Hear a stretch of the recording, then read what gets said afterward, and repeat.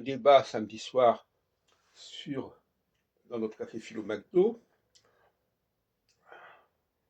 avec notamment la présence d'un certain Jean-Marc qui était venu il y a déjà un certain temps et qu'on n'avait pas revu, et qui est marqué par une certaine forme de logorée, de diarrhée verbale.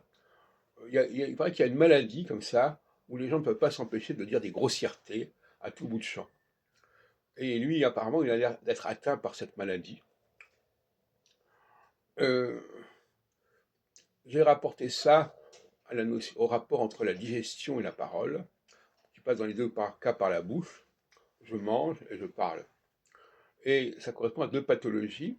La pathologie de la constipation, quand la personne n'arrive pas à parler, ou elle se contente d'employer un mot comme ça, ou bien une sorte de diarrhée où elle n'arrive pas à s'arrêter.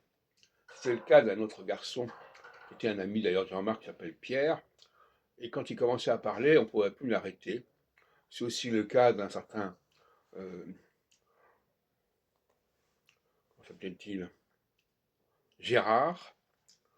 Donc il y a des gens qui parlent trop et des gens qui ne parlent pas assez. Voilà. C'est assez curieux comme phénomène. Et dans les cafés philo, on peut se demander pourquoi les gens viennent à les cafés philo. Est-ce que c'est pour se défouler en disant n'importe quoi, ce qui leur passe par la tête, ou est-ce que c'est pour travailler ensemble à avancer sur un certain sujet, faire avancer le public? Les motivations sont diverses apparemment. Mais en tout cas, c'est un lieu d'observation de la société qui est tout à fait privilégié. Et